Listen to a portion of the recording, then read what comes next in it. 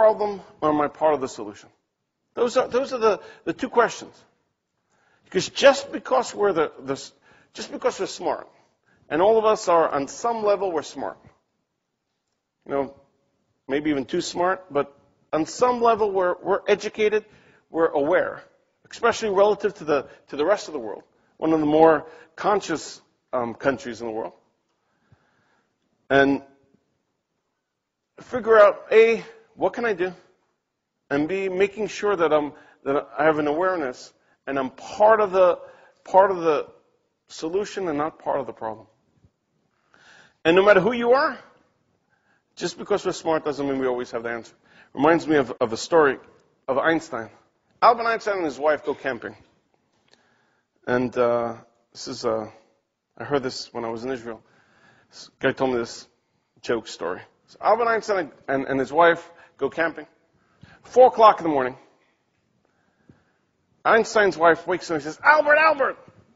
Einstein wakes up in the middle of his sleep. He says, yeah, how can I help you, my dear? And she tells him, she points to the sky and says, when you look at the moon and you look at the stars, what do they tell you? So he thinks for a second. He says, you mean the constellations? You mean the energy? How much light comes to the world and the light years? He says, no, you idiot. Albert's like, I'm the smartest person in the world. How can you call me an idiot? She says to him, if you could see the stars and you could see the moon, it means they stole our tent. And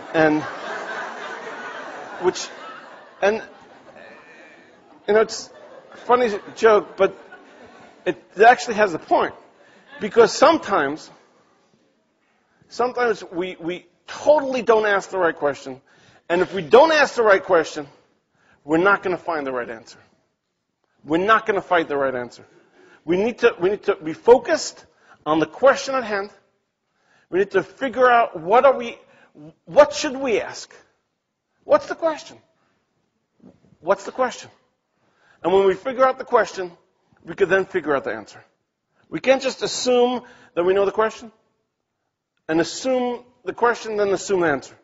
We have to, it's effort. It takes effort to figure out the question and figure out the answer. So whatever situation we're in, we have to ask ourselves, what can I do? What can I do about it? And then making sure that we're constantly working towards building a stronger understanding and a stronger awareness of everything that's happening around us. And by that, we could definitely be part of a solution and part of the problem. Whenever I speak, I try to narrow down the kind of ideas into 3 points. 3 points of if we do want a little different in this world, what can I do?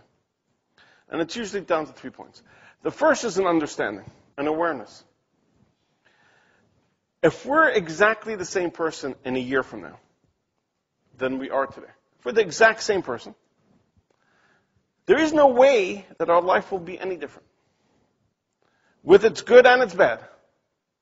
But we can't ask or can't expect that our life will be different at all if we're the exact same person.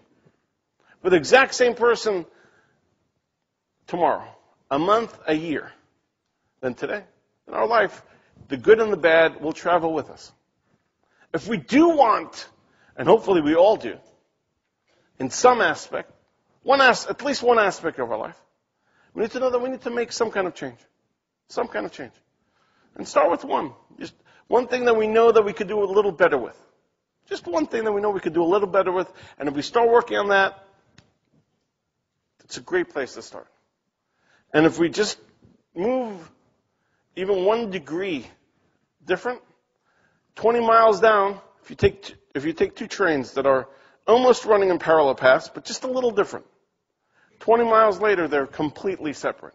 and apart. And if we want just a little difference in our life, we've got to be just a little different. The second thing, something that I spend a lot, Yosef in his intro talked about a little, is today's world and the effect that we could have as people. In today's world, with using tools that are available, especially social media, Facebook and Twitter, if you have something you want to share with people, if you have something you want to share, just want to say something good, take out your phone or go on your computer, and in 20 seconds, on average, a person has 100 Facebook friends. On average. So if on average we have 100 Facebook friends, and we say something, it takes exactly 20, 30 seconds. We say something. We actually say something that's interesting, which doesn't always happen, but the once in a while that we actually say something interesting, that our friends then repost, we've affected, I've done this math a few times, 100 times 100 is 10,000 people. In 30 seconds, we could affect 10,000 people if we actually say something inspiring, something good that other people would want to listen to. Instantly, in 30 seconds. We no longer need to be a person of influence to have influence. 10 years ago, 20 years ago, 30 years ago, you needed a stage. You needed a virtual or physical stage to affect others. For people to have voices. And therefore, the everyday person didn't have a voice. Because the platforms were limited. In today's world, anyone can have a platform and affect people around the world. We could do it from anywhere to anywhere, around the world. We do have power as individuals. So much so that we have power. I was reading the Wall Street Journal the other day. In today's world, 50% of all deaths, 50%, and the number was way down years and years ago. 50% of all deaths today are a direct result of the choices we make. A direct result, meaning nutritionally, what we drink, what we drive, what we drink while we drive, everything that we do.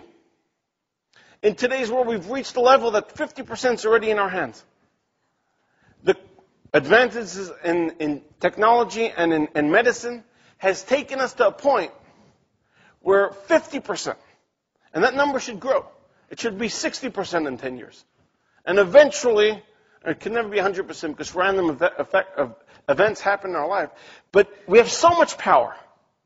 So on one hand, we have power because of medicine getting to a place where nothing's certain death anymore. My sister has now a 6-year-old child. 3 years ago was diagnosed with leukemia. 15, 20 years ago, it was a death sentence. Today, he's cancer-free. Because of medicine has gotten, that didn't exist. We live in a world where if we make the proper choices, we have so much more power. And then, not only do we have power because we can make choices and affect our lives, we can actually affect other people using the technology. So there's so much more that we can have, and so much more potential of affecting ourselves and others in the world today. It requires a decision. Do we want to, or do we not want to? And that's the decision for each and every one of us to make. I wake up in the morning, that's the first thing I do. First thing I do is go on one of my many devices and answer my emails, my Twitters, my Facebook. Because I know that that's the way that you could really affect people on a massive scale. And each and every one of us can do the same thing. Affect thousands and thousands of people on a daily basis. Something that never existed before in the history of the world.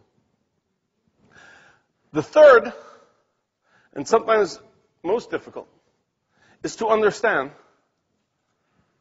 that there are other people in this world sometimes the people we know about, sometimes the people we don't know about, that are relying on us.